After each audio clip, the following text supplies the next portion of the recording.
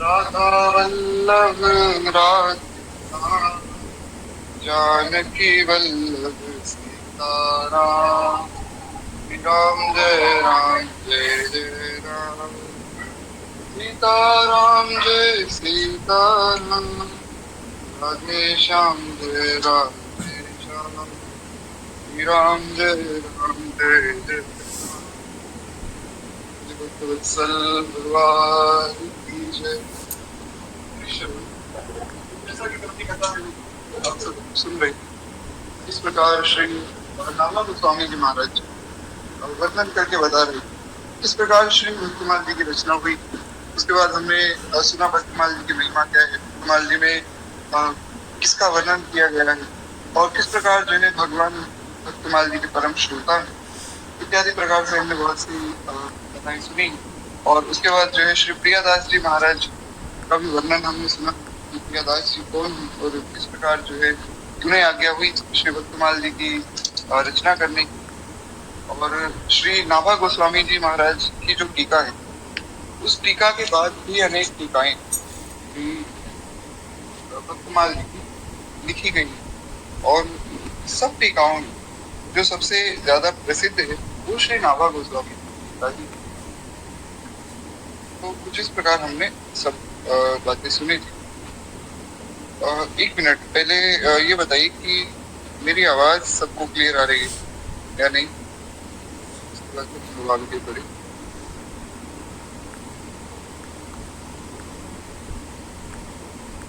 जी तो है, तो देखिए ये तो खैर आपका स्नेह है इस बालक पर। बाकी यहाँ तो अंदर ना भजन है ना साधन, यहाँ तो केवल एक पाखंड है जो मैं आप सबके सामने कर रहा हूँ, कथा कहने सुनने वाले श्री ठाकुर जी। खैर श्री नाभा गोस्वामी जी ने, नाभा गोस्वामी जी के चरित्र पर भी हमने कल चर्चा की कि नाभा गोस्वामी जी कौन थे और किस परंपरा से थे, थे। श्री अग्र स्वामी जी की आज्ञा किस प्रकार की हुई, हमने सब बातें कल चर्चा की। हम सुन रहे थे कि श्री भक्तमाल जी की जो टीका है ये क्या इसमें मतलब किस प्रकार से वर्णन किया गया है। नाभा गोस्वामी जी ने अपनी इस टीका में जो है छठे छंद इस लय में, इस शैली में जो है भक्तमाल जी को लिखा, ताकि जो व्यक्ति कम पढ़े लिखे हैं या जो व्यक्ति पढ़े लिखे नहीं है या फिर जो व्यक्ति संस्कृत नहीं जानते हैं, वे सब लोग जो श्री भक्तमाल जी के इस रस का अनुभव कर सके। तो कहते हैं श्री नाभादास जी अपने छप्पे में, किसी भी छप्पे में एक भक्त का तथा किसी छप्पे में जो है 20 भक्त का वर्णन कर देते हैं। अब उनकी इतनी सुंदर भावना है कि किसी छप्पे छंद में तो केवल एक भक्त का चरित्र का और किसी छप्पे में उन्होंने जो है अनेकों भक्तों का वर्णन एक साथ ही कर दिया है, उनकी कथा का संकेत मात्र कर दिया। किंतु श्री प्रियादास जी ने जो है उन भक्तों का चरित्र विस्तार में, अब जो टीका हम पढ़ रहे प्रियादास जी की, इसमें एक विशेषता ये कि इसमें जो है सबके चरित्र बहुत विस्तार में लिखे गए, ताकि जो भी व्यक्ति आगे चलकर इन भक्तों के चरित्रों को पढ़ेगा, जैसे हम लोग अभी पढ़ रहे हैं, तो उनको जो है सब भक्तों के बारे में जानने में, समझने में बहुत आसानी है। महाराज इस प्रकार जो है उदाहरण के लिए, जैसे गुजरात में श्री नरसिंह मेहता नाम के एक महान भक्त हुए। नरसिंह जी की कथा तो आप सब जानते ही, नहीं भी जानते होंगे तो भी निश्चिंत रहिए, आगे हम सुनेंगे ही भक्तमाल। तो कहते हैं कि श्री नरसिंह मेहता जी, जिनका वर्णन नाभादास जी ने केवल एक छप्पे में किया, किंतु इसी छप्पे में जो है पूरी कथा प्रियादास जी ने जो है 23वें कविता में बड़े रोचक ढंग से प्रस्तुत की है। ये जो है आगे हम जब पढ़ेंगे तब हमें ज्ञात होगा। कहते हैं भक्तमाल के दोहे तथा छप्पे कुल संख्या में लगभग 226 के आसपास, 224 के आसपास, और जिसकी टीका में प्रियादास जी ने लगभग 634 कवित्व रचे। अब देखिए जो मूल भक्तमाल है ना, जो नाभादास जी ने लिखी, उसमें कितने छप्पे छंद हैं? तो यहाँ पर श्री राधेश्याम खेमका जी महाराज बताते हैं कि उसमें 214 यानी कि 214 छप्पे दिए हुए हैं। और जो प्रियादास जी की टीका है उसमें 634 यानी कि 634 कवि वहां लगे। क्यों? क्योंकि जैसा हमने सुना नाभादास जी ने जो है कई भक्तों का चरित्र एकदम संक्षिप्त में कहा। तो किसी एक छप्पे में जो है 2-3 भक्तों का स्मरण, किसी एक छप्पे में 10-12 भक्तों का स्मरण एक साथ करने के, पर प्रियादास जी ने सबका वर्णन अलग अलग किया है, उसमें उनकी टीका बड़ी। तो बिना प्रियादास जी की टीका के भक्तमाल का अर्थ लगाना और उसकी कथा का जो है रसपान करना वो बड़ा कठिन हो जाता है। कहते हैं जैसे वेद मंत्रों के निगूढ़ अर्थों को भाष्यकार रचते हैं, जैसे श्री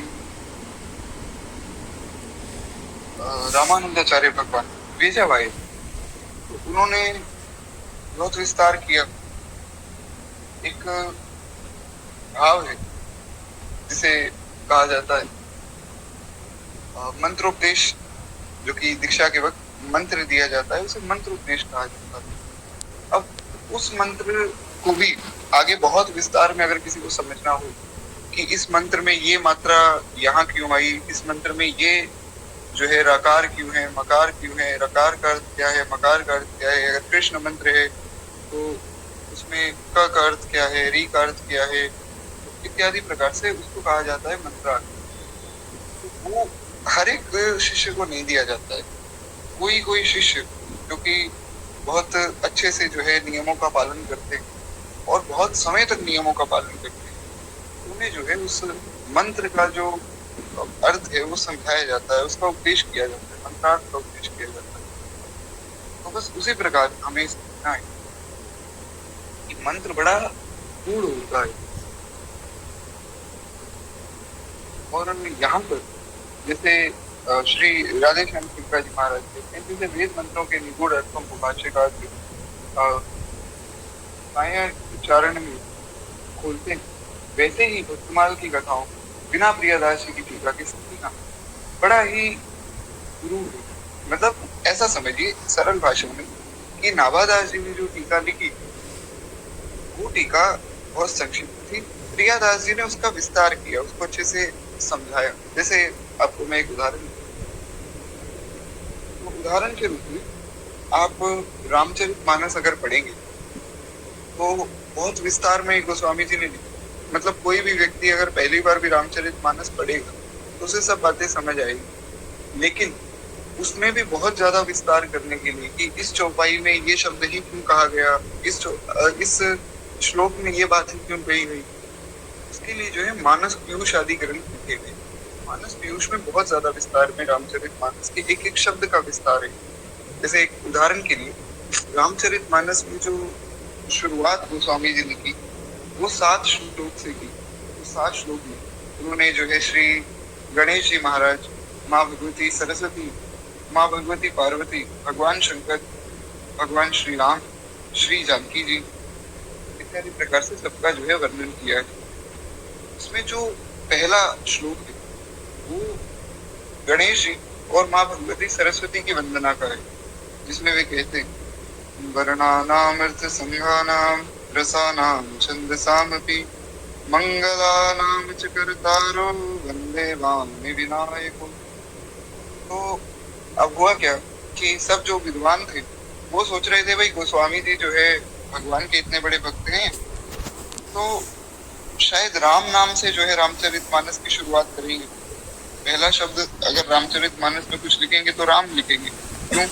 क्योंकि जब गोस्वामी जी पैदा हुए थे तब भी उन्होंने पहला शब्द राम ही बोला था, तो सबको ये लग रहा था कि राम नाम से शुरुआत करेंगे। पर इन्होंने शुरुआत की वर्णा नाम से, व से, तो बात कुछ जमी नहीं। तो मानस पीयूष में इसका भी उत्तर मिलता है। मानस पीयूष में बहुत विस्तार में वर्णन किया गया कि जो व है, अब ये संस्कृत जब किसी को पढ़ाई जाती है ना तो संस्कृत में ये पढ़ाया जाता है कि व धातु जो है वो अमृत के लिए प्रयोग किया जाता है। हमारे यहाँ जैसे इंग्लिश वगैरह सिखाई जाती है, उसकी वोकेबुलरी सिखाई जाती है, तो अल्फाबेट्स वगैरह सिखाए जाते हैं, सीधे रटा दिए जाते हैं कि ABCD EF इस प्रकार से आप रट लो। संस्कृत में ऐसा नहीं। जब किसी को संस्कृत सिखाई जाती है तो उसे एक एक शब्द का अर्थ बताया जाता है और वो किस के लिए प्रयोग हो रहा है और किस संदर्भ में प्रयोग हो रहा है, वो सब बातें भी सिखाई जाती है। इसलिए संस्कृत बहुत समृद्ध भाषा है। शास्त्रों में तो यहाँ तक वर्णन है कि एक बार इंद्रदेव अपने गुरु जी यानी कि बृहस्पति जी से संस्कृत सीखने गए, तो देवताओं के 1000 वर्षों तक वे संस्कृत सीखते रहे, फिर भी पूर्ण रूप से संस्कृत नहीं सीख पाए। संस्कृत की व्याकरण इतनी ज्यादा समृद्ध है और 1000 वर्ष मनुष्यों के नहीं, देवताओं तो खैर। तो गोस्वामी जी ने भी महाराज यहाँ पर जो व धातु का प्रयोग किया वो अमृत के लिए किया। अब अमृत वास्तव में देखा जाए तो कहाँ है, तो बोले कि अमृत तो स्वर्ग में है। बोले महाराज अगर अमृत स्वर्ग में होता तो देवताओं की मृत्यु क्यों होती। गीता जी में भगवान कह रहे हैं अर्जुन को कि अर्जुन जो देवताओं को भजते हैं वो देवलोक में जाते हैं, वो स्वर्ग लोक में जाते हैं और क्षीणे पुण्य मृत्यु लोकम विशंति, और उनके पुण्य जब क्षीण हो जाते हैं तब मृत्यु लोक में उन्हें धक्का मार के फेंक दिया जाता है। जब पुण्य खत्म हो जाते हैं ना तो स्वर्ग से धक्का दिया जाता है व्यक्ति और इस मृत्यु लोक में वापस फेंक देते हैं। तो बोले चलो स्वर्ग में अमृत नहीं है, कोई बात नहीं, अमृत चंद्रमा में है। ऐसा हम सुनते हैं कि चंद्रमा के पास अमृत। बोले महाराज अगर चंद्रमा के पास अमृत होता तो चंद्रमा में धब्बे क्यों होते। तो आप सबको ज्ञात है कि चंद्रमा में धब्बे, जिसे मॉडर्न साइंस कहता है कि चांद पे बहुत सारे जो है गड्ढे हैं। तो चंद्रमा तो बहुत सुंदर होता ना अगर उसमें अमृत होता। बोले चलो चंद्रमा में भी नहीं है, कोई बात नहीं, समुद्र में अमृत है, ये तो हम सभी जानते हैं, समुद्र मंथन हुआ अमृत निकला था। बोले अगर समुद्र में अमृत होता तो फिर समुद्र खारा क्यों, उसका पानी मीठा क्यों नहीं। बोले चलो कोई बात नहीं, समुद्र में भी अमृत नहीं है, सांप में अमृत होगा। बोले सांप में भी अमृत नहीं, क्योंकि अगर सांप में अमृत होता तो सांप में फिर विष क्यों होता। जब वो किसी को काटता तो सबको अमृत प्रदान करता, विष प्रदान करता। तो फिर अंत में क्या करके ये बात का निर्णय किया गया कि अमृत है कहाँ। वास्तव में अमृत है भगवान की कथा में और भगवान के नाम में। अरे अमृत है हरि नाम जगत में, अमृत है हरि नाम जगत में, इसे छोड़ विषय पीना क्या, हरि नाम नहीं तो जीना क्या। बड़ा प्यारा भाव भक्तजन गाते हैं, अमृत है हरि नाम।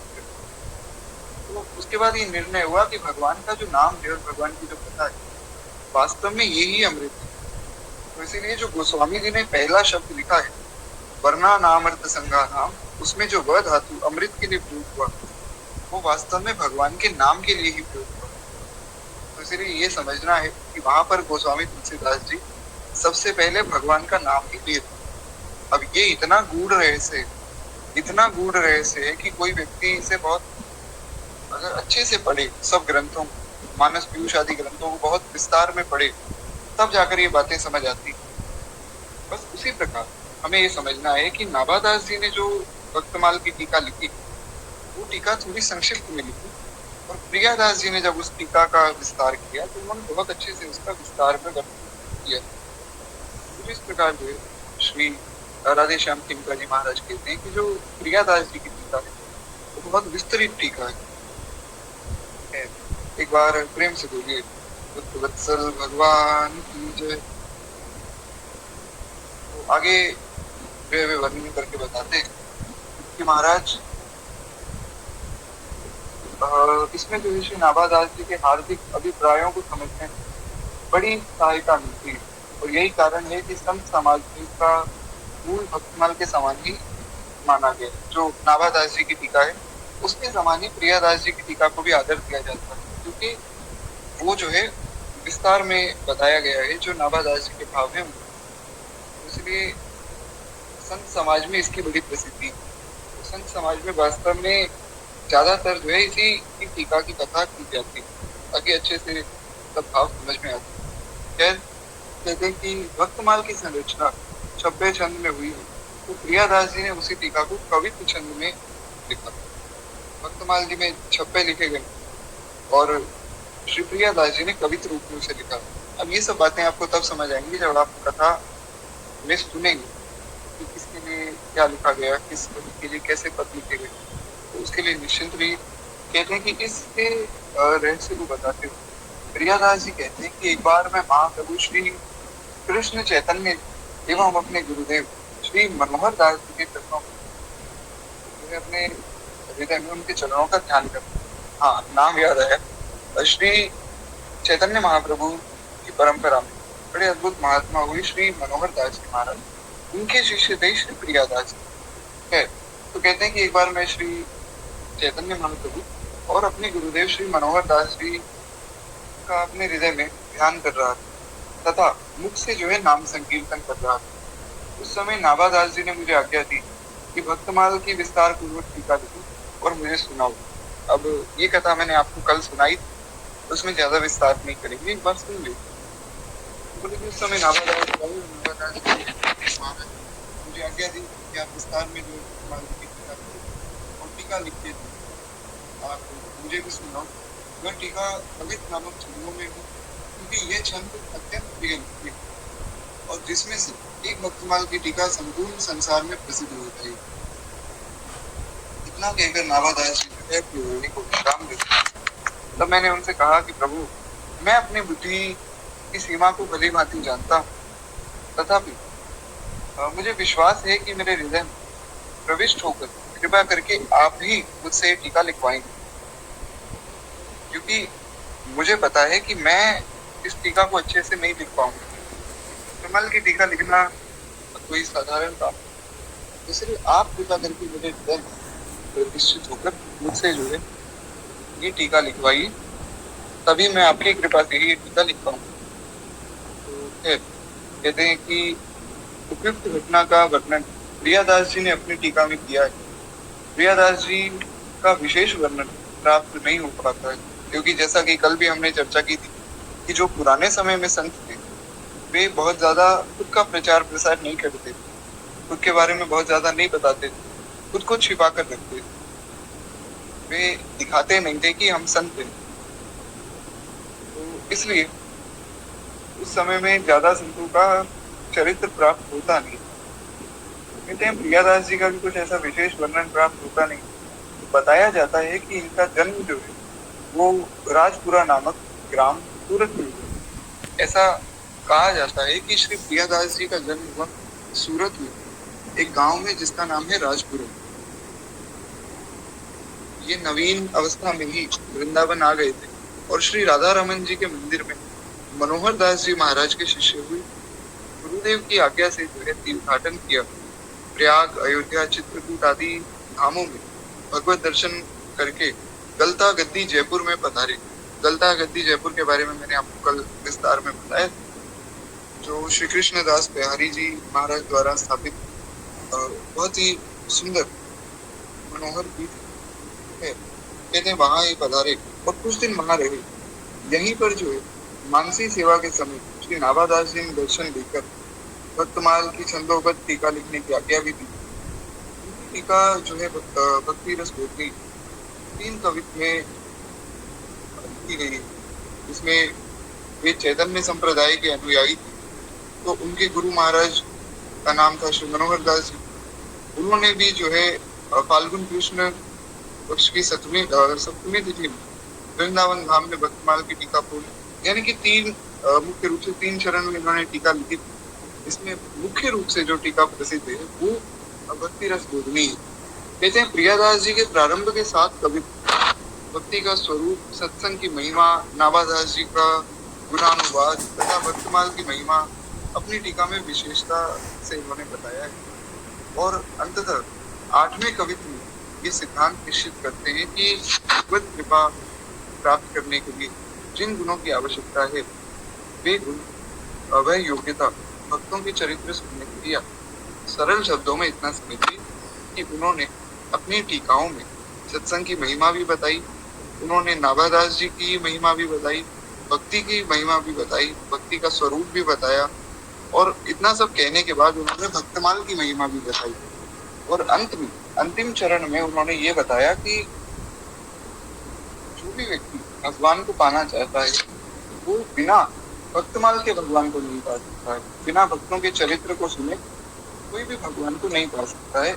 ये सरल शब्दों में इतना समझ मैंने, क्योंकि अन्य साधनों साधन का अभिमान आने से एक संभावना रहती है।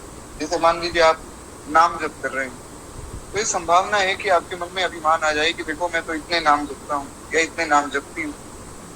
दोनों के, स्त्री पुरुष किसी के भी मन में ये अभिमान आ सकता है कि हम तो इतना नाम जप करते हैं महाराज। या आप कुछ और सेवा कर रहे हैं तो मन में अभिमान आ सकता है कि हम तो भगवान की इतनी सेवा करते हैं। तो इस प्रकार से जो है संभावना है कि कोई भी अभिमान आ सकता है किसी भी साधन, परंतु भक्त चरित्र श्रवण से विनय, दैन्य और शरणागत होने का भाव पैदा होता है। परंतु एक भाव है कि अगर आप किसी भक्त का चरित्र सुनते हैं तो उससे केवल और केवल आपके मन में शरणागत होने का भाव ही पैदा होता है। केवल ये भाव पैदा होता है कि काश इनके जैसी भक्ति हमारी भी होती। इसलिए ये समझना है कि भक्तों का चरित्र इसलिए हमारे जीवन में बहुत विशेष है, और इसलिए जो है भक्ति का सच्चा अधिकारी बनने के लिए आपको भक्तों के चरित्र का श्रवण तो करना ही चाहिए। जो उपासक भक्तों के चरित्रों की अवहेलना करके अन्य साधन का आश्रय लेते हैं वे भक्ति के सूक्ष्म स्वरूप को नहीं जानते। बिना भक्तिमाल के भक्ति का स्वरूप बहुत दूर है। तो ऐसा जो है श्री प्रियादास जी बताते हैं। प्रियादास जी कहते हैं कि महाराज, जो व्यक्ति भक्तों के चरित्र की अवहेलना करते हैं और ये भाव लाते हैं कि अरे ये कैसे भक्त हुए, तो वो भक्ति से दूर हो जाते हैं। जैसे मैं आपको एक उदाहरण के रूप में एक कथा सुनाता हूँ। थोड़ा सावधान होकर सब लोग इस कथा को सुने, क्योंकि कथा थोड़ी गंभीर है। एक बार सब लोग प्रेम से बोलिए भक्त वत्सल भगवान की जय। और तो जितने भी लोग यहाँ विराजमान है थोड़ा सावधान हो जाइए।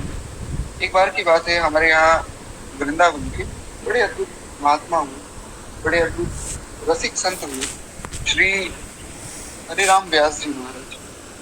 रसिकाचार्य हुए हरिराम व्यास जी।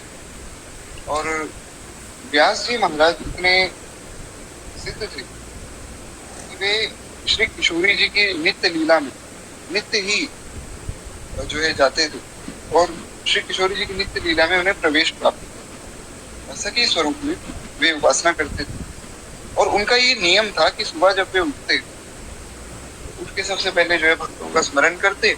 जिस भी भक्त का स्मरण हो जावे, महाराज उस भक्त का जो चरित्र गान करके और उस भक्त का स्मरण करते। तो एक दिन जो है उन्हें श्री कबीरदास जी का स्मरण हुआ। कबीरदास जी का स्मरण हुआ तो उन्होंने मन में सहज ऐसी भावना कर ली कि अरे कबीरदास जी तो जो है निर्गुण रूप के उपासक थे, वे सगुण रूप को मानते ही नहीं थे। तो कबीरदास जी को इतने बड़े भक्त नहीं, ऐसा हरे राम व्यास जी के मन में आ गया। देखिए, हरे राम व्यास जी कोई साधारण महापुरुष नहीं, वे भगवत प्राप्त संत हैं और श्री जी की नित्य सहचरी। उनके मन में ऐसी भावना आना ये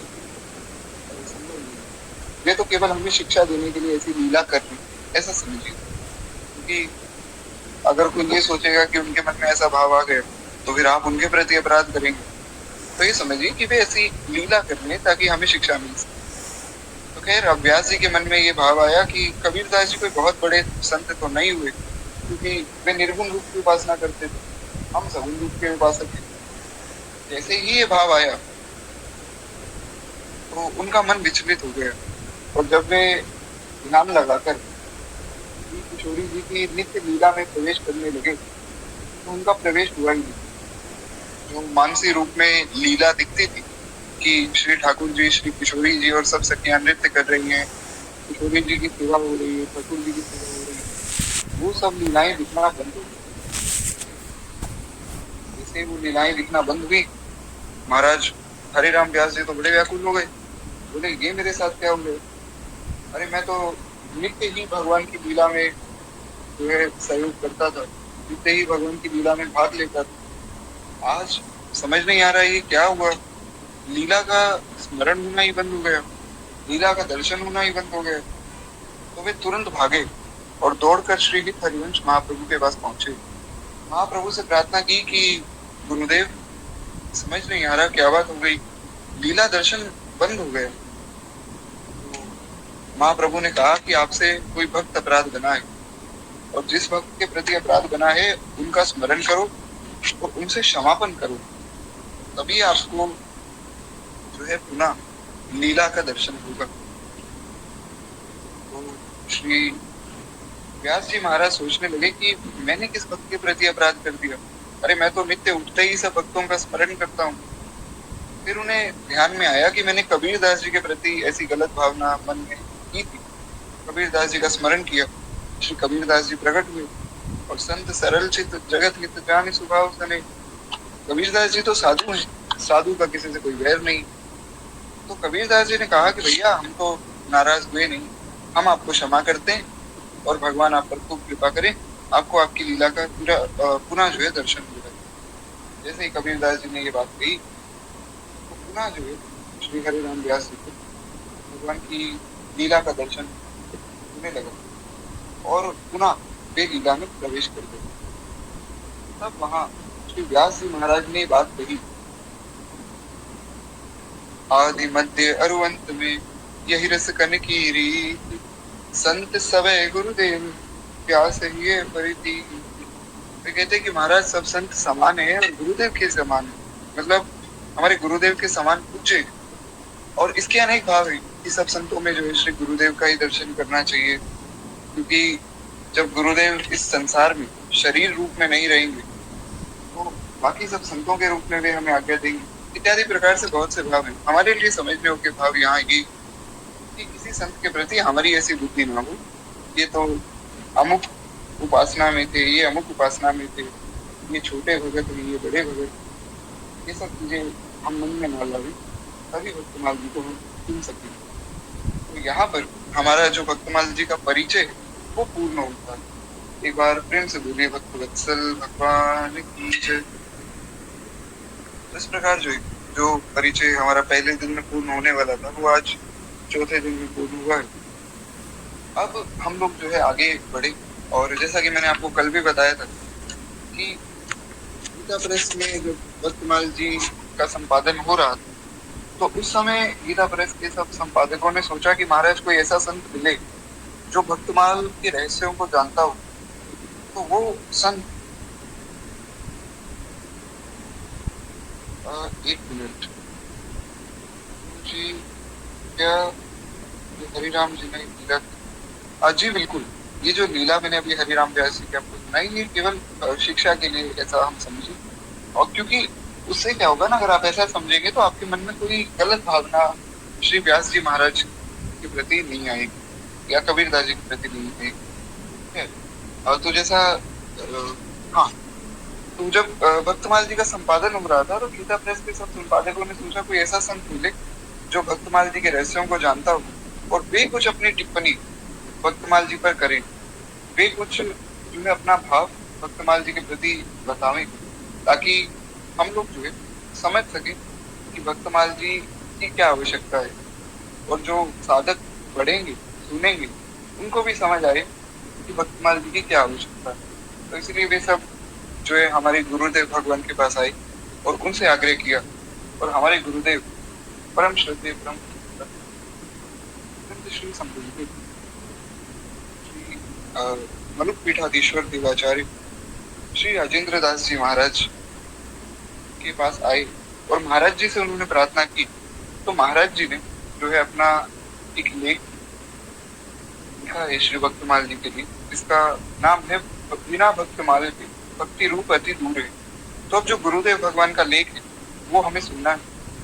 मेरी एक प्रार्थना है कि देखिए इस भाव को बहुत ध्यान से सुनिएगा, क्योंकि अगर आपने इसको ध्यान से समझ लिया ना, आपके मन से भेद खत्म हो जाएगा। मैं 2-3 साल पहले की बात, 3 साल पहले मैं बहुत परेशान रहता था कि कुछ शास्त्रों में जो है भगवान विष्णु को श्रेष्ठ बताया गया, कुछ शास्त्रों में भगवान शिव को श्रेष्ठ बताया गया, इस्कॉन में आप जाएंगे तो वहाँ कहा जाता है कि जी कृष्ण अवतारी है, बाकी सब कुछ अवतार ही अवतार है।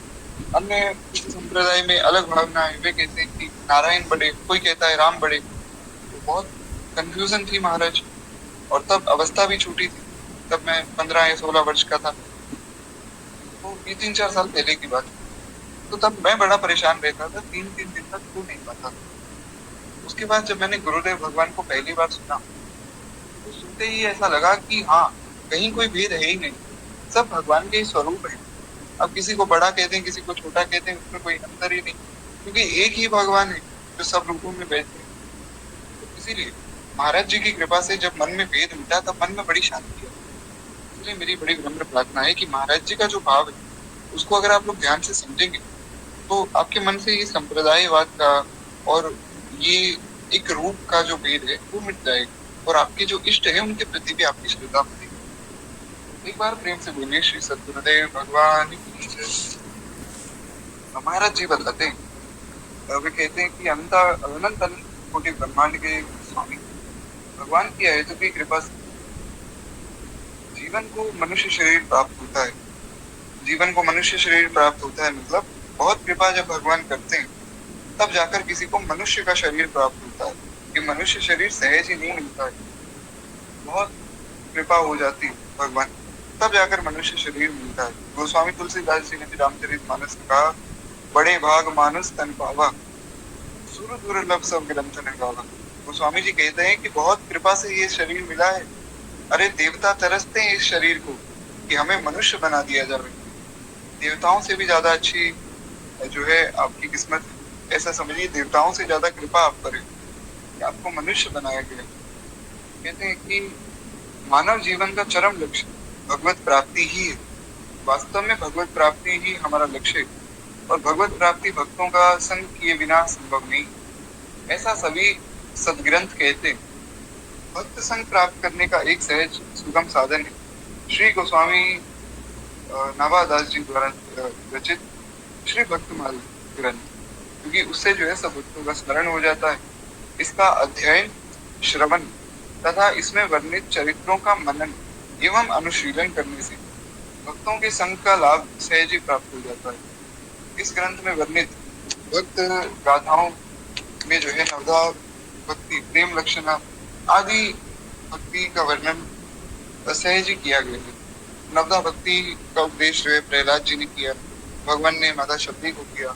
प्रेम लक्षणा भक्ति जो है वो भक्ति का सर्वोच्च जो स्वरूप है, उसे प्रेम लक्षणा कहा जाता है। इत्यादि प्रकार से सब स्वरूपों को ज्ञान, वैराग्य, तप, त्याग, शील, सदाचार, सत्य, अहिंसा, क्षमा, दया, समानता, दैन्य आदि सद्गुणों और भक्ति की रहनी, सहनी, कहनी और भगवान के प्रति उनका दास्य, सत्य आदि दिव्य जो भाव, ये सब इनका वर्णन भक्तमाल में मिलता है। देखिए बहुत ध्यान से समझिए, भक्ति केवल भक्ति होना श्रेष्ठ नहीं है। आपने सोचा है कि हम तो भगवान के और भगवान के प्रति हमारी भक्ति, वो बात ठीक है, पर संसार में आप जो है सबको डांट रहे, झपट रहे, फिर वास्तव में भक्ति नहीं। क्यों? क्योंकि अगर आप भक्त हैं और आप ज्ञानी की अवहेलना कर रहे हैं, वैरागी की अवहेलना कर रहे हैं, तो भी आप भक्त नहीं। इसलिए श्री गुरुदेव भगवान बड़ी प्यारी बात कहते हैं। वे कहते हैं कि महाराज इस ग्रंथ में वर्णित भक्त गाथाओं में नवधा, प्रेम लक्षणा आदि भक्ति के विविध स्वरूप, उसके साथ साथ ज्ञान, वैराग्य, तप, त्याग, शील, सदाचार। सदाचार बहुत आवश्यक है। अगर एक भक्त के जीवन में सदाचार नहीं है तो भक्ति कैसी? कोई सोचेगी जी हम तो भगवान के भक्त हैं, जैसा मन आएगा वैसे रहेंगे, वो भक्त नहीं बन पाएगा। जो मन आएगा सो खाएंगे, वो भक्त नहीं बन पाएगा। तो सदाचार बहुत आवश्यक है। उसके बाद सत्य, भगवान के भक्त को कभी झूठ नहीं बोलना चाहिए, क्योंकि भगवान सत्य स्वरूप है और झूठ बोलना भगवान के विरुद्ध है। सत्य, अहिंसा, क्षमा, दया और समानता तथा दैन्य, ये भक्तों के अंदर जो सद्गुण है ये हमें ग्रहण करनी है। ये सब सद्गुण एक भक्त के अंदर आ जाते हैं सहज।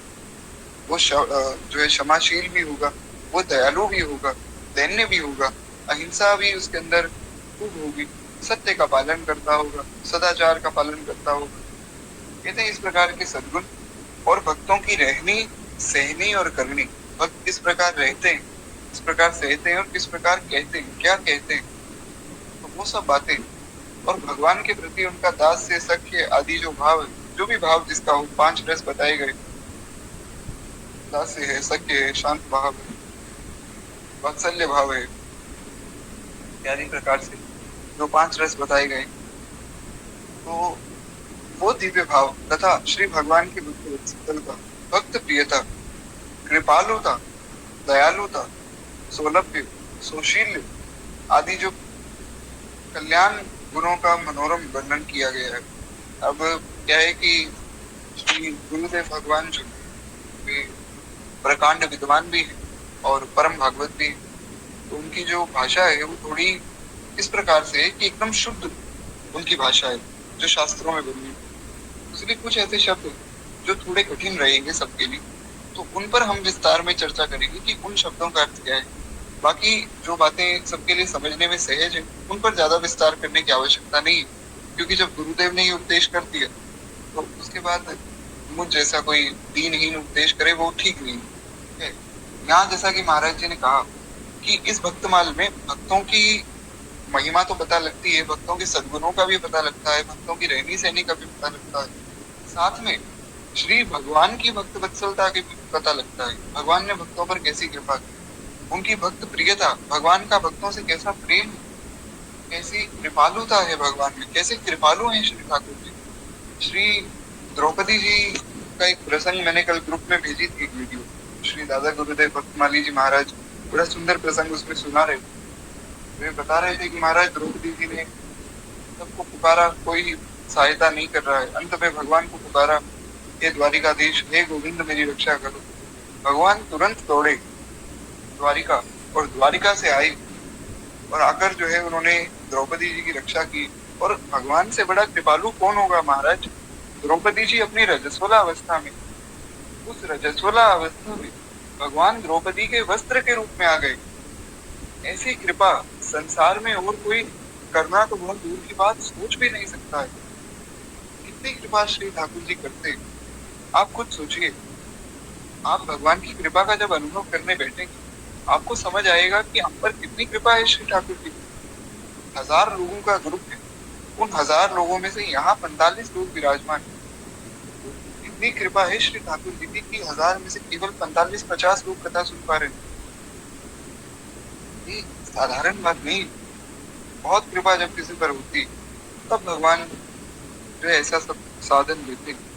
कितनी कृपा है, हम भक्तमाल जी का रसपान कर रहे हैं, तो ये आपको अपने जीवन में स्वयं अनुभव करना होगा। मैं तो खैर समझता हूँ कि मुझ जैसे पापी पर तो बहुत कृपा है।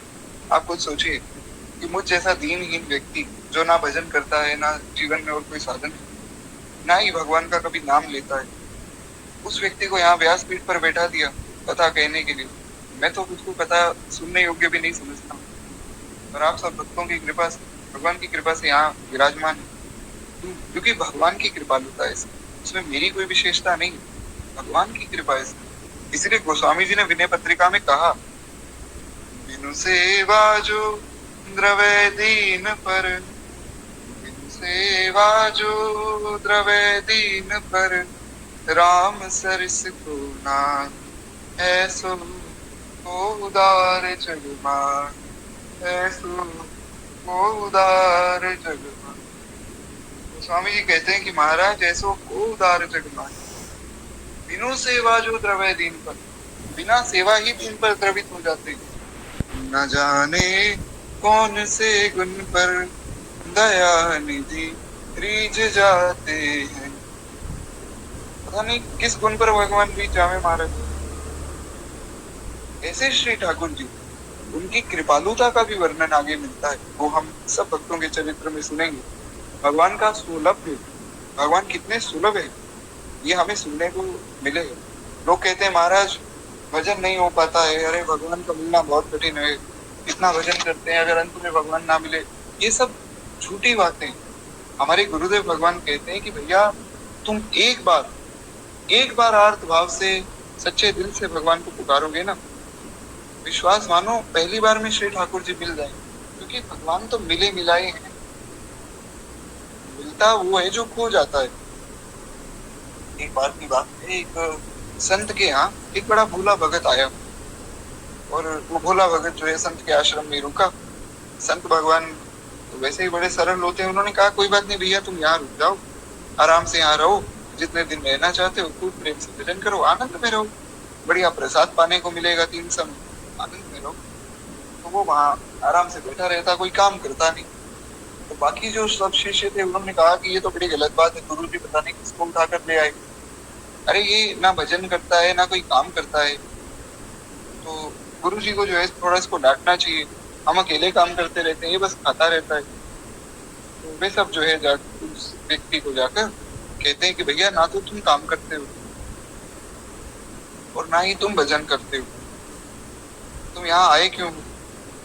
बोले हम तो महाराज भगवान की प्राप्ति के लिए यहाँ आए हैं, सुना था संतों के संग में भगवान की प्राप्ति हो जाती है, इसलिए यहाँ आराम से पढ़े, श्री ठाकुर जी का दरबार है और अयोध्या धाम है, तो धाम में पढ़े, कनक भवन दरवाजे पढ़े रहो, जहाँ सिया राम जी विराजे पढ़े रहो। संत कहते हैं कि भैया कनक भवन के दरवाजे तो तुम आकर पढ़ जाओ, कुछ मत करो, भगवान कल्याण कर देंगे। तो अयोध्या जी का इतना पावन धाम है, अयोध्या नगरी में हम आकर पढ़ गए, आपका कुछ ले थोड़ी रहे। वो बोले नहीं, बिना भजन किए तो भगवान मिलते नहीं। बोले अच्छा, भगवान खो गए हैं क्या? तो सब शिष्यों ने पूछा खो गए हैं मतलब? बोले आप कह रहे हो कि बिना भजन के भगवान नहीं मिलेंगे, तो भगवान खोए कहाँ है जो नहीं मिलेंगे? तो सब शिष्य हैरान हो गए। उन्होंने जाकर अपने गुरुजी से पूछा कि गुरुजी वो जो नया व्यक्ति आया है वो तो ऐसी उल्टी सीधी बातें कर रहा है। बोले वास्तव में वो ही भक्ति के रहस्य को जाना है, तुम नहीं जाने। बोले कैसे? बोले देखो, उसने बड़ी प्यारी बात कही कि भगवान गए कहाँ थे जो मिल जाएंगे? अरे भगवान तो सदा सदा से मिले मिलाए हैं, भगवान तो सदा सदा से हमारे हैं, हम सदा सदा से भगवान के ही हैं। बस ये जो एक माया का पर्दा आंखों में पड़ा है, ये संसार ये मेरा है, ये घर मेरा है, परिवार मेरा है, जिस दिन ये हट जाएगा उस दिन महाराज भगवान सामने दिख जाएंगे। भगवान तो सदा सदा से हमारे साथ ही में मिले मिलाए ही, तो कभी हमसे दूर हुए ही नहीं। इसलिए श्री गोस्वामी जी ने एक बड़ा प्यारा भाव लिखा है श्रीमद् रामचरितमानस। वे कहते हैं कि माया क्या है पहले ये समझो, क्योंकि जब तक आप ये नहीं समझेंगे कि माया क्या है तब तक आपको समझ ही नहीं आएगा कि भगवान की प्राप्ति हमें करनी है या भगवान प्राप्त ही है, हमें करना क्या है, ये किसको कहते हैं। वो समझने के लिए पहले माया का स्वरूप समझना होगा, माया किस प्रकार जो है आपको भटकाती है। मैं और मोर तोरते माया जी बस की ने जीवन काया। वो स्वामी जी ने बड़ी प्यारी बात कही है। ये जो पाई जो है ये शायद उत्तरकांड की नहीं, अरण्य कांड की, श्रीमद् रामचरितमानस की अरण्य कांड की ये चौपाई, जिसमें वो स्वामी जी बताते हैं कि हाँ, थोड़े ही मह सब कहूँ बुझाई, सुनत तात मति मन चित लाई। तो ये जो है ये श्री भगवान जो है वे लक्ष्मण जी को उपदेश दे रहे हैं। तो लक्ष्मण जी को भगवान कहते हैं कि हे तात, मैं तुम्हें थोड़े में ही सब बात समझा कर कहता हूँ, तुम चित्त लगाकर मेरी बात को सुनो, सावधान होकर सुनो मेरी बात। लक्ष्मण जी ने पूछा कि प्रभु आपकी माया क्या है? भगवान ने सरल शब्दों में समझाया। भगवान ने कहा मैं थोड़े में ही कह दूंगा, मैं और मोर तोरते माया, बस यही माया है जिसने समस्त जीवों को अपने वश में कर रखा है। मैं और मेरा, तू और तेरा, ये माया है। अब ये वैसे तो भगवान ने बहुत थोड़े में कहा, और भगवान की बात तो महाराज भगवान की बात बहुत गहन, इसका अर्थ है बहुत ही गहन अर्थ। जैसे गीता जी का जो उपदेश है वो भगवान ने दिया अर्जुन को, और भगवान ने जो है केवल और केवल श्लोक हुए, उसमें भी मुख्य रूप से अगर देखा जाए 200-250 श्लोक हैं जिसमें भगवान ने बहुत उपदेशात्मक बातें कही। उसमें भी विशेषकर 108 ही श्लोक हैं भगवान ने कहे और विशेष रूप से शिक्षा देने। मुख्य जो श्लोक हैं वे 108 होते हैं। अब इन 700 श्लोकों में से भी 108 श्लोक अगर आप सोचो, 5500 वर्ष हो गए भगवान को गीता कहे हुए और अर्जुन को गीता सुने हुए। आज तक कोई ऐसा विद्वान पैदा नहीं जो इन 700 श्लोकों को अच्छे से समझ सके, पूर्ण रूप से समझ जाए। भगवान का ज्ञान, क्योंकि भगवान स्वयं ज्ञान स्वरूप, भगवान का ज्ञान इतना गहन है उसको हर व्यक्ति नहीं समझ पाता। अब यहाँ भगवान ने एक छोटी सी बात कही कि मैं और मेरा, तू और तेरा, बस यही माया है। और ये इतना गहन है इसका अर्थ कि इस पर कई कई दिन कथा हो सकती है, तो बहुत ज्यादा विस्तार नहीं करूंगी, पर इतना हमें समझना है कि जो भावना है हमारे अंदर, मैं ही सब कुछ कर रहा हूँ, लोगों के मन में भावना रहती है कोई 4 पैसे कमाने लग जाए, मैं परिवार पाल रहा हूँ, अगर मैं कल ना रहूं तो महाराज ये परिवार ना चले।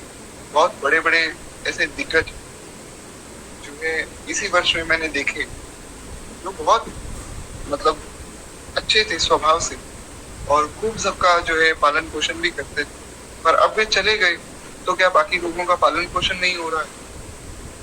10 दिन में महाराज परिवार ही भूल गया कि कोई व्यक्ति ऐसा था। 1 महीने में सब क्रियाक्रम पूर्ण हो गया, परिवार वाले भूल गए, सब अपने अपने काम में व्यस्त हो गए। पहले भी वे वैसा ही भोजन कर रहे थे जैसा आप कर रहे हैं। तो ये जो भावना है मैं, इसका कोई अर्थ नहीं। दूसरी बात मोर, मेरा, भावना है मेरा है, घर मेरा है, परिवार मेरा है, गाड़ी मेरी। अकबर समझ होगा, अलेक्जेंडर, सिकंदर का नाम आप सबने सुना होगा, जिसे अलेक्जेंडर द ग्रेट कहा जाता था। ऐसा कहा जाता है, भगवान जाने कितनी सच्चाई है, पर ऐसा कहा जाता है कि सिकंदर जब चलता था तो उसके साथ 40 ऊंट चलते थे और उन 40 ऊंटों में कोई मनुष्य सवार नहीं होता था। उन 40 ऊंटों पर केवल चाबियां जाती, कीज। किस चीज की चाबी? उसके तिजोरियों की चाबी। मतलब सिकंदर के पास इतना खजाना था, इतना धन था कि 40 ऊंट पर तो केवल उसकी जितनी तिजोरियां थी उनकी चाबियां जाती। सोचिए इतना धन, इतना ऐश्वर्य उस सिकंदर के पास होगा। लेकिन जब सिकंदर मरणासन स्थिति में था, मरने वाला था, तो उसने कहा कि देखो ऐसा करना कि जब मैं जाऊं तो मेरी अंतिम इच्छा यही है कि मेरे हाथ जो है मेरे कफन से बाहर करते। बोले क्यों महाराज, इतने बड़े आप जो है राजा धीराज है, आपने पूरी पृथ्वी को जीता है, आप कह रहे हैं कि मेरे हाथ मेरे कफन से बाहर कर देना। बोले मैं संसार को ये बताना चाहता हूँ कि अलेक्जेंडर द ग्रेट जो पूरे विश्व को जीत गया, पूरे विश्व को जीत लिया था, बस भारत को छोड़, बाकी जितने देश हैं, जितने प्रांत हैं, जितने राज्य हैं, सबको जीत लिया था। बोले अलेक्जेंडर द ग्रेट जिसने पूरे विश्व को जीता है और सारे विश्व का खजाना मेरे पास, आज मैं जा रहा हूं तो मैं खाली हाथ जा रहा हूं महाराज। तो जो मोर की भावना है, मेरा मेरा मैं मेरा, ये सब व्यर्थ है। तू तेरा, किसी को अपने से अलग समझना, ये सब बातें व्यर्थ। इसलिए संत कहते हैं अरे सोच समझ कर इसको जीना, ये ना जाए बेकार, प्यारे जीवन के दिन चार, प्यारे जीवन के दिन चार। बड़ा प्यारा भाव है। अब पूरा भाव तो यहाँ नहीं गा सकते, समय इतना नहीं, पर भाव बड़ा सुंदर है कि सोच समझ कर इसको जीना, ये ना जाए बेकार, प्यारे जीवन के दिन चार। कुछ इस प्रकार हमारा जीवन कि जब हम मरणासन स्थिति में हो तो हमें तो ऐसा दुख ना हो कि थोड़ा और भजन हम कर ले, काश हम उस समय भजन कर लेते, कथा सुन लेते। एक बार प्रेम से बोलिए भगवान की जय। तो हम चर्चा कर रहे थे भगवान के सुलभ भी थी। भगवान को बड़े सुलभ है, भगवान को मिले मिलाए हैं। जो माया का पर्दा है, मैं अरु मोर तोरते माया, ये जिस दिन हट जाएगा उस दिन जो है आप भगवान को सहज ही प्राप्त कर सकते हैं। तो इस प्रकार से श्री गुरुदेव भगवान कहते हैं कि भगवान सुलभ। उसके बाद वे कहते हैं महाराज भगवान के जितने भी कल्याण के गुण हैं बड़े मनोहर। और एक है सौशील्य, भगवान का शील। भगवान के शील गुण का तो महाराज क्या कहना, ऐसा शील गुण है भगवान इसका वर्णन ही नहीं किया जाता। जो अनंत कोटि ब्रह्मांड के स्वामी वे आज आए अहिल्या जी का उद्धार करने। अहिल्या जी के सर पे अपना पांव रखा, भगवान के अंदर ग्लानि की भावना आ गई, अरे मैंने एक ब्राह्मणी के सिर पे पांव रख दिया। वो भगवान जो सब दोषों से रहित ग्लानि कर रहे हैं मन में, कह रहे ऐसा क्या हुआ कि मैंने क्या कर दिया। भगवान का शील गुण बहुत अद्भुत है महाराज, क्या कहा जाए। किसी भक्त ने भगवान के लिए कुछ अगर कर दिया, कोई सेवा कर दी, भगवान द्रवित हो जाते। भगवान सोचते हैं मैं इसे क्या दूं, ये भक्त कुछ मांग ले, पीछे पीछे भागने लग जाते हैं। सुदामा जी आए, सुदामा जी को भगवान ने देखा कि मेरा मित्र आज ऐसी अवस्था में है। भगवान रोने लग गए। भगवान ने कहा कि अरे सुदामा, मेरे होते तुम इतने परेशान हुए, भैया मांगो।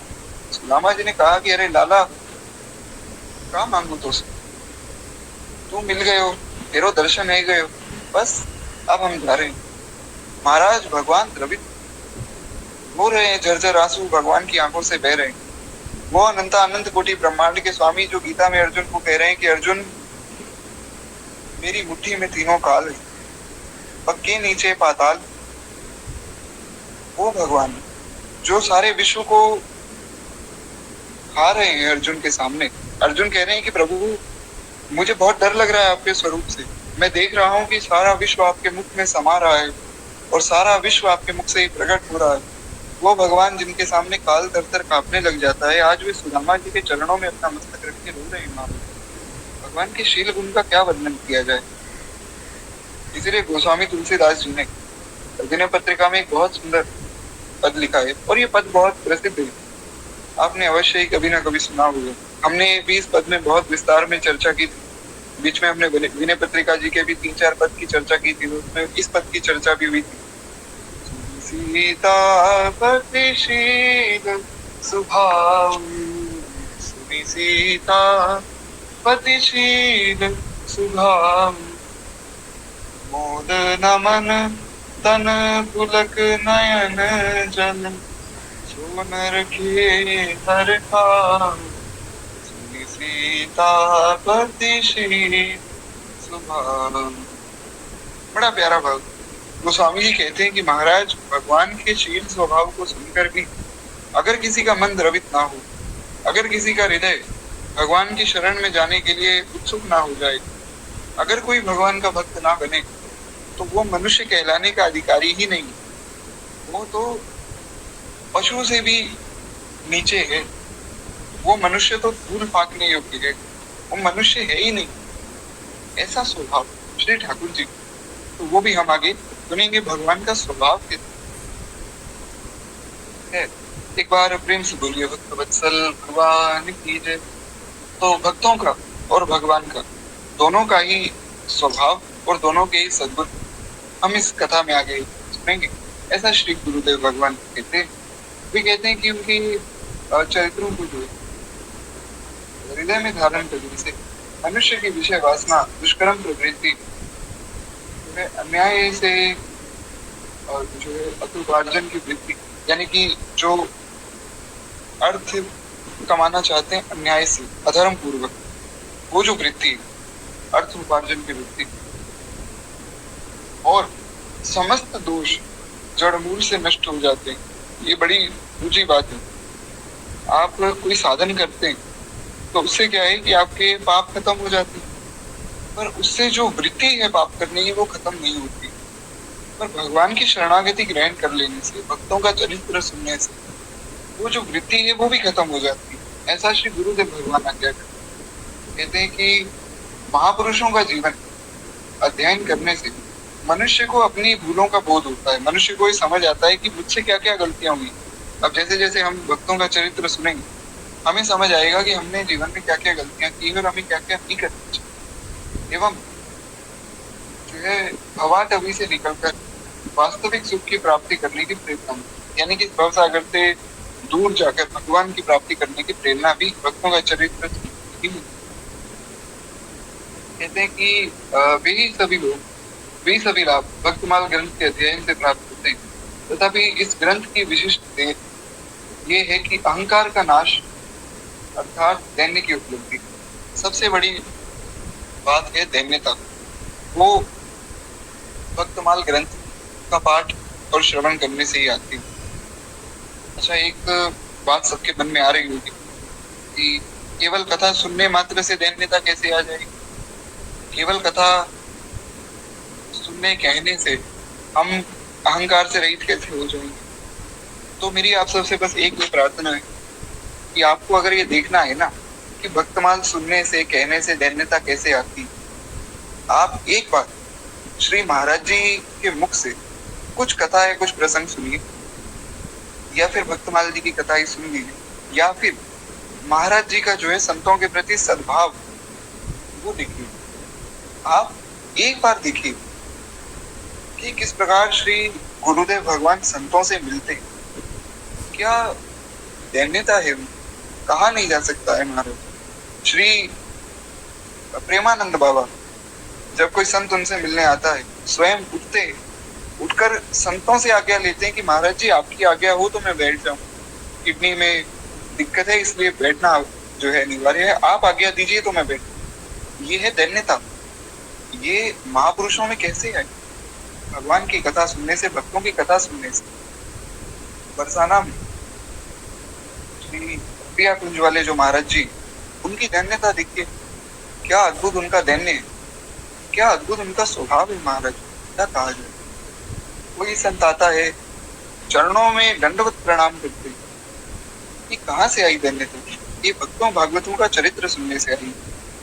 ये सबके अंदर नहीं होती, संत महापुरुषों के अंदर। और अगर आपको दैन्यता की परम उदाहरण, कोई दैन्यता की मूर्ति ही देखनी होगी, साक्षात दैन्यता कैसी दिखती है, आप एक बार श्री दादा गुरुदेव श्री भक्तमाली जी महाराज का चरित्र पढ़िए।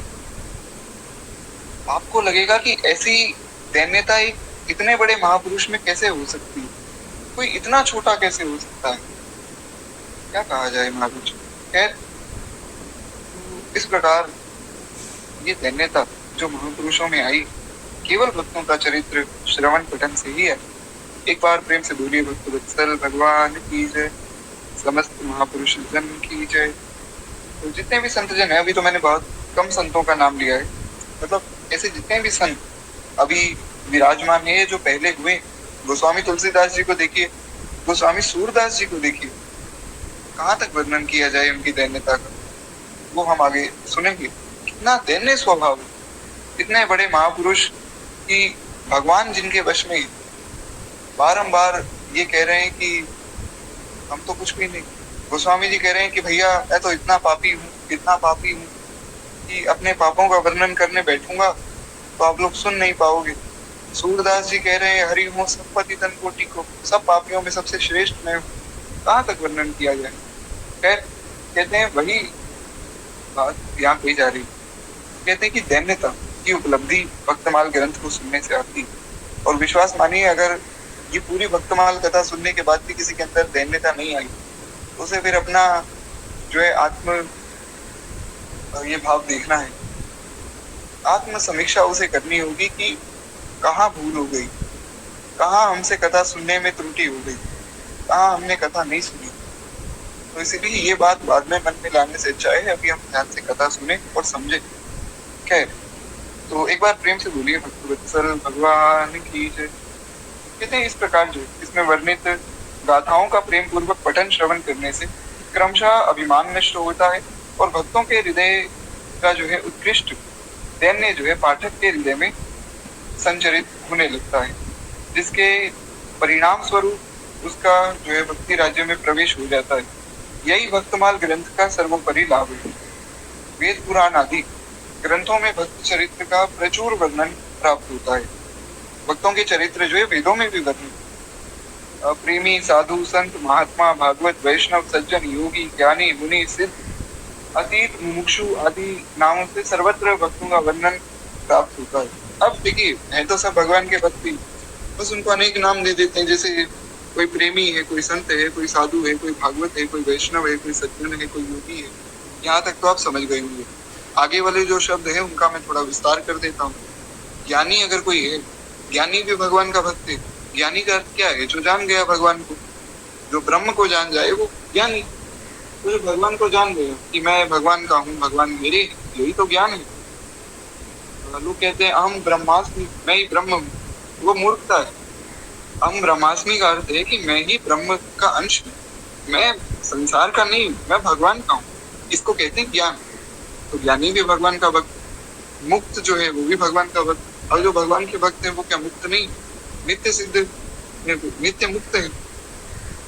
अब जो महात्मा अभी के समय में हमें दिख रहे हैं, जैसे पूज्य श्री प्रेमानंद बाबा है, पूज्य श्री गुरुदेव भगवान है, पूज्य श्री विनोद बाबा है, ये जितने भी संत हैं, आपको क्या लगता है इनको कोई साधन करने की आवश्यकता है क्या अपनी मुक्ति के लिए? ये तो मुक्त हैं, इन्हें कुछ करने की आवश्यकता नहीं। ये करते इसलिए हैं ताकि लोगों को शिक्षा मिले। अब हमारे महाराज जी कई बार अपनी कथाओं में बताते हैं कि अगर मान लो हम कल से तिलक धारण करना छोड़ दें, कल से जो है ग्रंथ का पाठ करना छोड़ दें। हमारे महाराज जी का एक स्वभाव है, जहाँ समय मिलता है वे सब ग्रंथों को पढ़ने लग जाते हैं। श्री गुरुदेव भगवान ने 18 पुराण आद्योपांत पढ़े हैं स्वयं। 18 के 18 पुराण उन्होंने पूरे पढ़ लिए, तो पुराण पढ़ लिए। वेद शास्त्र तो बचपन में ही उन्हें पढ़ लिए, 9 वर्ष की अवस्था में तो वे साधु ही बन गए। उपनिषद आदि सब कुछ ना कुछ पढ़ते ही रहते। श्री मलुकदास जी महाराज भी ऐसे ही महात्मा। तो इन लोगों को कुछ करने की आवश्यकता नहीं। महाराज जी कहते हैं कि अगर हम कल से तिलक लगाना छोड़ दें तो हमें कुछ फर्क नहीं पड़ेगा, परंतु जो साथ में परिकर में लोग हैं ये भी बंद कर देंगे। सोचेंगे जब गुरु जी तिलक नहीं लगाते तो महाराज हम क्यों लगावें। और जो मुझ जैसे कुशिष्य हैं उनके मन में तो सबसे पहले भावना आएगी कि जब गुरु जी तिलक नहीं लगा रहे तो हम लोग क्यों लगाए, तो मैं तो वैसे ही बहुत पापी व्यक्ति हूँ। तुरंत मन में आएगा कि अरे क्या करना है तिलक लगा के, छोड़ो तिलक लगाना, तिलक छूट जाएगा, घंटी छूट जाएगी, नाम छूट गया, फिर रह क्या गया। तो इसीलिए हमें समझना है कि जो भक्तों ने किया उसमें बहुत सी लीलाएं ऐसी हैं जो हम नहीं कर सकते, वो हमें नहीं ही करनी। पर उसमें बहुत सी बातें ऐसी हैं जो हमें शिक्षा देने के लिए भी स्वयं करते हैं, वो शिक्षा हमें लेनी।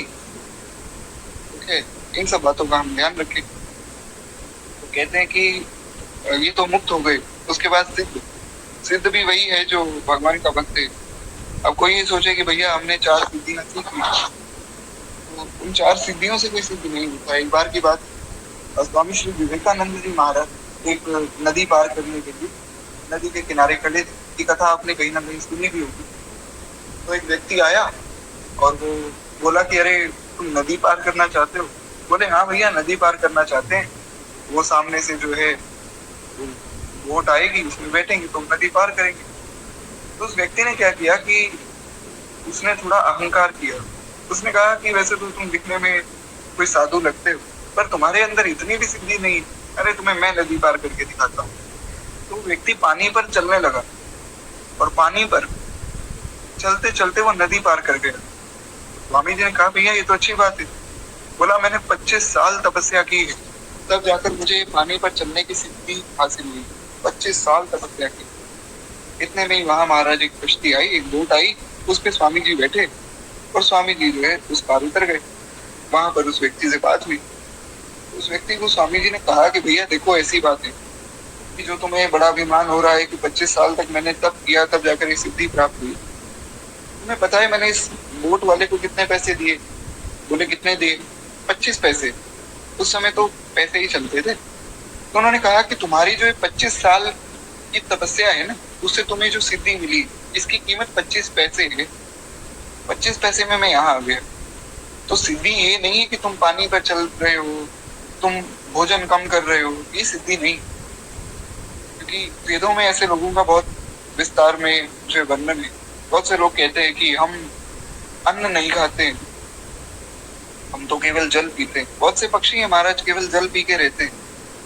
हम बहुत सा भार एक बार में उठा लेते हैं, गधा भी बहुत सा भार उठा लेता है, उसमें क्या बड़ी बात। हम केवल दूध पीते हैं, हंस केवल दूध पीता है,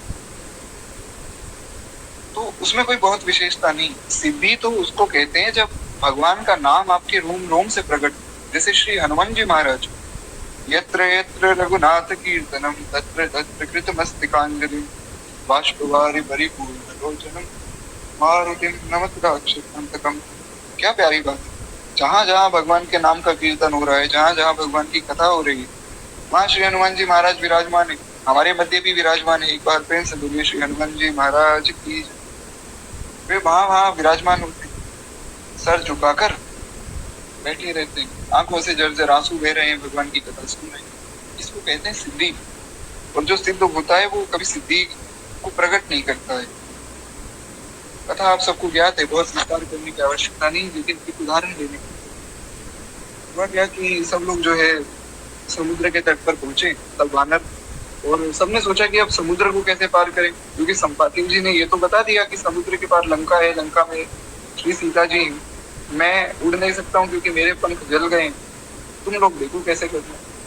सब बैठे, कोई कह रहा है कि मैं इतने योजन तक जा सकता हूँ, कोई कह रहा है मैं इतने योजन तक जा सकता हूँ।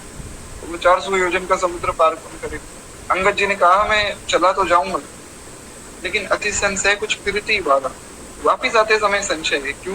क्योंकि रावण का जो बेटा अक्षय कुमार है, उसकी और अंगद जी की लड़ाई हुई थी। अंगद जी ने उसे खूब पीटा था, तो उनको ये डर है कि अगर मैं वहां चला गया तो अक्षय कुमार और सारे राक्षस मिलकर मुझे मार देंगे, तो वापिस आने में संशय। सब बैठे हैं महाराज, सोच रहे हैं, लेकिन सब अपना अपना बल बता रहे हैं। जामवंत जी कहते हैं कि जब मैं जवान था तब तो भगवान ने जब वामन अवतार लिया, वामन अवतार लेकर भगवान ने जब विराट रूप धारण किया, तो मैंने विराट रूप की 7 परिक्रमा कर ली थी, मैं इतना शक्तिशाली था। अब जो है वृद्ध हो गया हूँ, अब इतनी शक्ति है नहीं। सबने अपने अपने बल का वर्णन किया, लेकिन श्री हनुमान जी महाराज दूर बैठे और दूर बैठकर राम राम राम इस प्रकार जो भगवान का नाम जप। वे कुछ नहीं बता रहे कि मैं पवन पुत्र हूँ, मैं इतना बलशाली हूँ, मुझे इतने इतने वरदान प्राप्त। चुपचाप अपना बैठे और प्रेम से नाम जप कर रहे। जामवंत जी आए, जामवंत जी ने कहा कि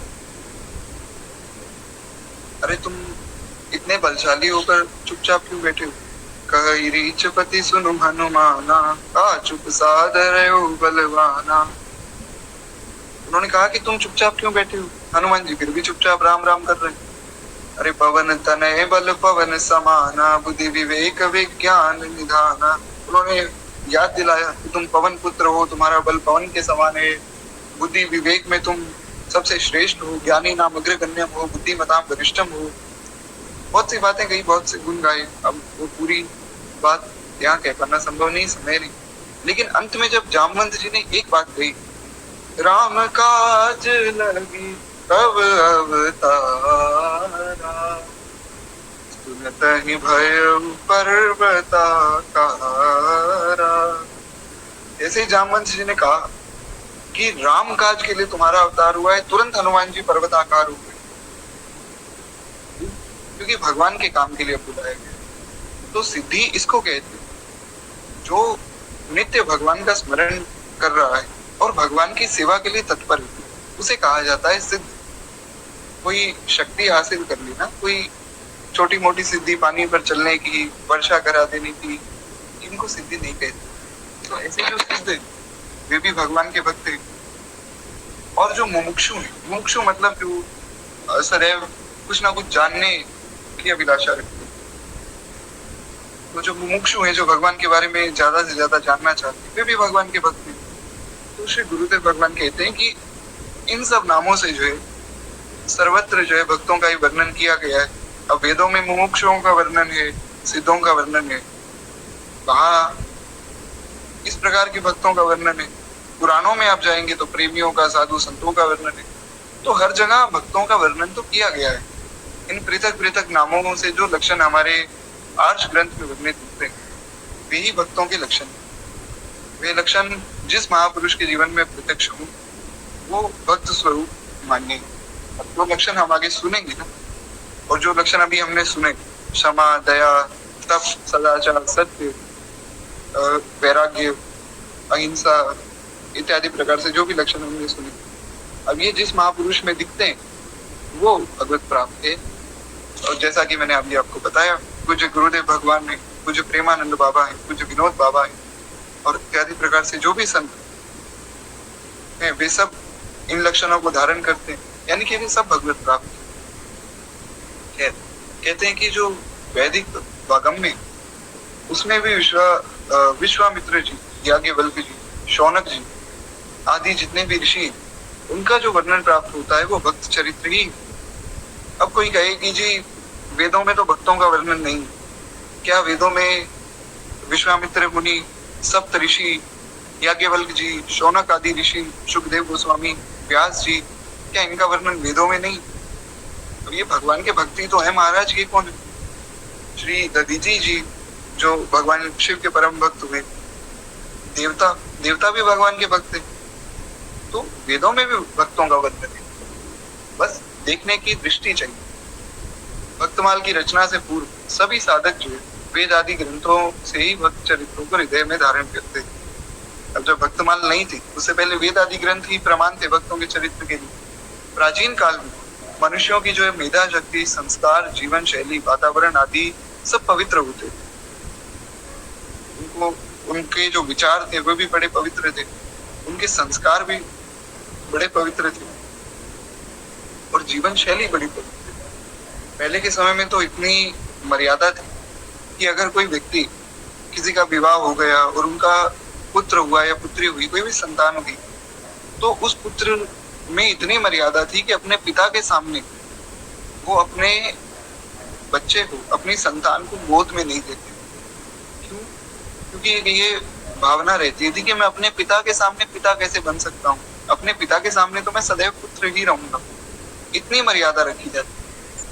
आजकल तो खैर ये सब बातें सोच पाना भी ऐसा लगता है कि शायद कोई हंसी मजाक की बात हो, पर पहले के समय में ऐसी पवित्रता थी। जो घर की स्त्रियां हैं वे पुरुषों से बात भी नहीं करती थी, पर्दा बीच में लगाया जाता था। तो ये सब मर्यादाएं थी। खैर आज के समय में इन पर चर्चा संभव ही नहीं। कहते हैं अतः वे इन आर्ष संस्कृत ग्रंथों को समझ सकते थे, उनमें ऐसी सामर्थ्य थी कि वे समझ जाए, क्योंकि उनकी पवित्रता उनके अंदर थी। आज के समय में वैसी पवित्रता नहीं। कुछ भी खा रहे हैं, कुछ भी देख रहे हैं, कुछ भी सुन रहे हैं और फिर सोचे कि हम संस्कृत पढ़ लेंगे, संभव ही नहीं। आप देखिए बहुत से लोग हैं जिन्होंने वेदों का अध्ययन किया पर उसका उल्टा अर्थ निकाला। जैसे आर्य समाज के लोग वेदों की दुहाई देते हैं। अच्छा, उन्होंने ये तो पढ़ लिया कि वेदों में यज्ञोपवीत का वर्णन है, ये नहीं पढ़ा कि यज्ञोपवीत किसके लिए वर्णित। आदि बात पढ़ के वो स्त्रियों का भी यज्ञोपवीत करवा रहे हैं महाराज।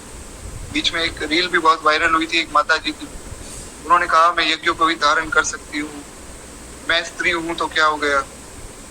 उन्होंने ये पढ़ लिया कि वेद पढ़ने का अधिकार किस किस को है, पर उसको अधिकार दिया नहीं। वेद पढ़ने का अधिकार केवल उसको है जो पहली बात उपनयनधारी हो, यानी कि स्त्रियों को तो नहीं, और जो चतुर्थ वर्ण के लोग हैं उनको भी नहीं। उसमें भी जो 2 काल 3 काल संध्या करता हो, जो प्रमाणिक गुरु से वेद पढ़े, स्वयं ऐसा ना हो कि वेद खोल कर बैठ गए और पढ़ने लग गए। तो वेद पढ़ना भी बहुत कठिन।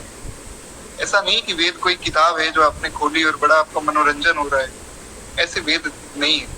खैर, तो ऐसी बहुत सी चीजें जो आर्य समाज है, ब्रह्म कुमारी आदि जो उन्होंने पढ़ी तो है पर वो पूरे मानते नहीं, तो उससे नुकसान भी होता है। अभी बीच में एक रील बहुत वायरल हुई थी माता जी, उनसे किसी ने पूछा कि क्या स्त्रियां वेद पढ़ सकती हैं? उन्होंने कहा देखो मैं पढ़ रही हूँ तो सभी पढ़ सकती हैं। ऐसे भी लोग हैं जो खुद को जो है कुछ आचार्य कोटि के महापुरुष ही समझ बैठे। तो ऐसे लोगों से बचकर हमें आगे अपने साधन में बढ़ना चाहिए। तो इसीलिए यहाँ ये बात कही जा रही है कि कलयुग में जो लोग हैं उनकी बुद्धि इतनी अपवित्र हो गई कि वे खुद को ही महात्मा महापुरुष समझ रहे हैं। जो बड़े बड़े आचार्य हुए जिन्होंने जो बातें कही उनको कोई नहीं मानता है, सब अपने मन की बात मानते। तो इसलिए आज के समय में अगर कोई सोचे कि हम अपौरुष वेदों को पढ़ लेंगे, वो संभव नहीं। वो स्त्रियों को छोड़िए, मनुष्य जो पुरुष है उनके लिए भी संभव नहीं। तो इसीलिए जो है भक्तमाल जी, रामचरितमानस जी, भागवत जी आदि ग्रंथों का आश्रय हमें लेना चाहिए। संतों का आश्रय लेना चाहिए ताकि हम उनके जो रहस्य हैं उसको अच्छे से समझ पाए। कहते हैं ऐसी स्थिति में अपौरुषेय वेदों से अथवा ऋषि प्रणीत संस्कृति के ग्रंथों से भक्त चरित्रों को ग्रहण कर पाना क्रमशः कठिन हो गया है। जैसा कि अभी हमने विस्तार में सुना, तो करुणा वरुणालय श्री भगवान ने ऐसी समस्याओं में जो है श्री नाभा गोस्वामी जी को एक समाधान के रूप में भेजा।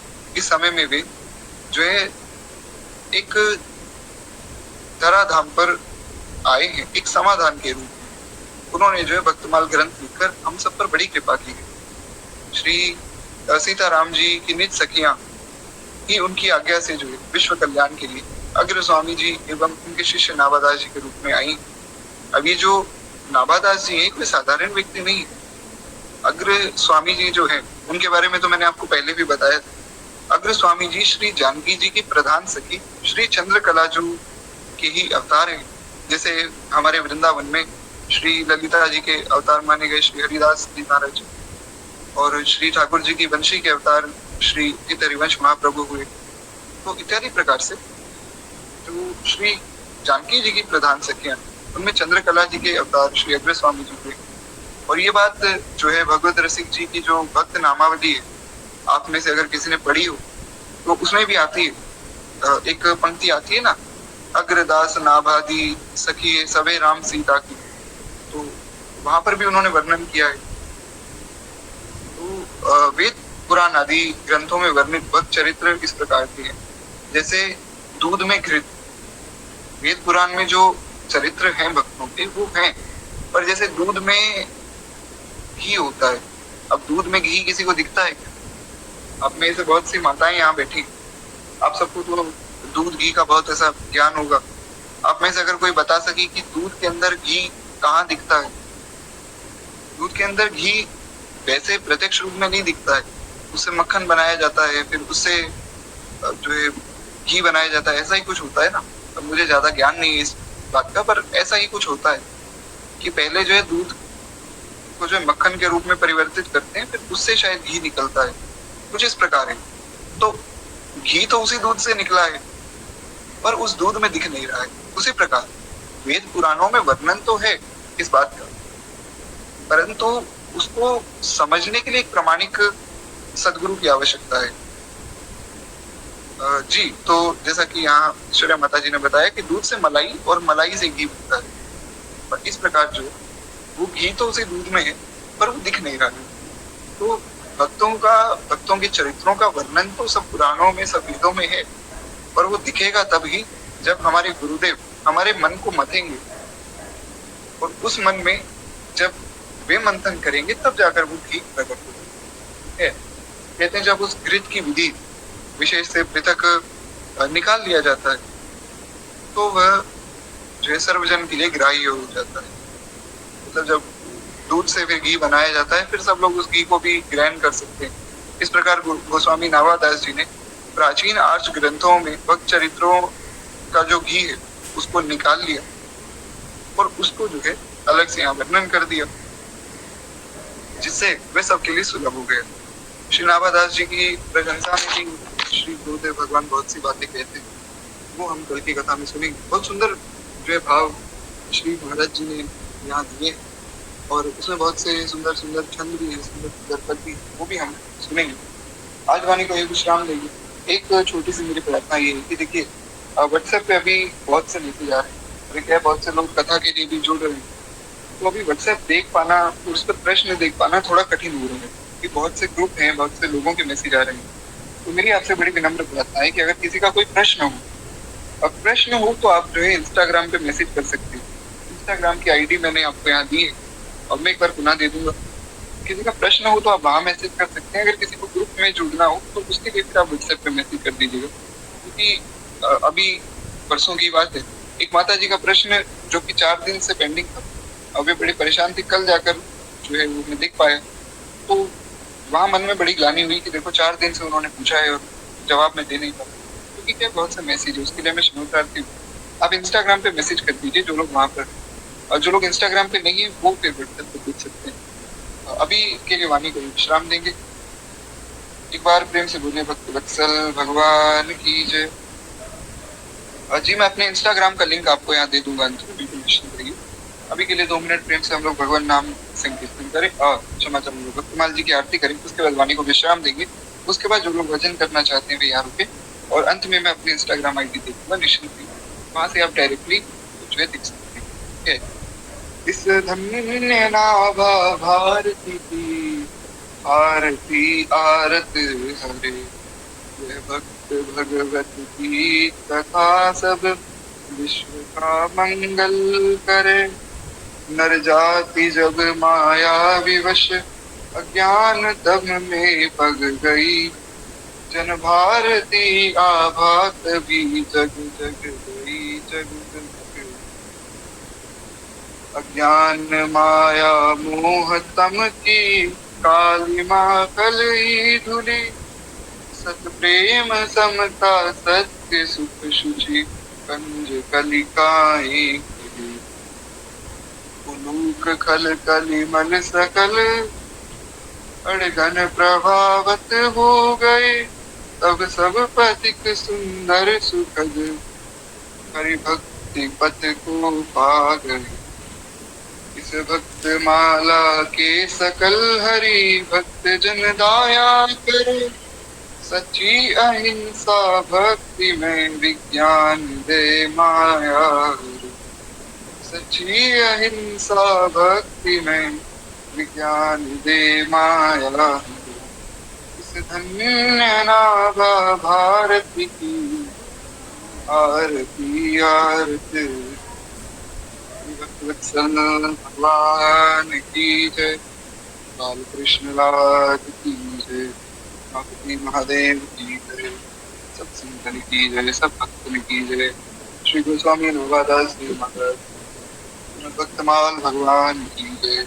आज के आनंद, जय जय श्री सीताराम, जय जय श्री राधे श्याम, नमः पार्वती पतये, हर हर महादेव। जी तो गलती भूल के लिए मैं क्षमा प्रार्थी हूँ। अभी के लिए आप सबसे आज्ञा चाहूंगा। इंस्टाग्राम आईडी मैं यहाँ आपको दे देता हूँ, किसी का कोई प्रश्न हो तो वहाँ लिख सकते हैं। तो देखिए एक बात और है कि अगर कोई भी व्यक्ति कहीं भी आपको कुछ ऐसा मैसेज करता है कि जी आपको ग्रुप में जुड़ने के लिए या कथा में जुड़ने के लिए इतने पैसे देने होंगे, ऐसे लोगों पर विश्वास मत कीजिएगा। और ऐसा कोई मैसेज आए तो तुरंत जो है ग्रुप के एडमिन्स को इन्फॉर्म कर दीजिएगा, क्योंकि ऐसा कुछ सुनने में आया है कि ऐसा भी कुछ काम हो रहा है। भगवान की कथा के लिए कोई पैसे नहीं है, तो प्रेम से जो है आप लोग कथा सुनिए, और ऐसा कुछ मैसेज आता है तुरंत आप इन्फॉर्म कर दीजिए। खैर अभी के लिए आप सबसे आज्ञा चाहूंगा। श्री सीताराम, श्री राधे कृष्ण।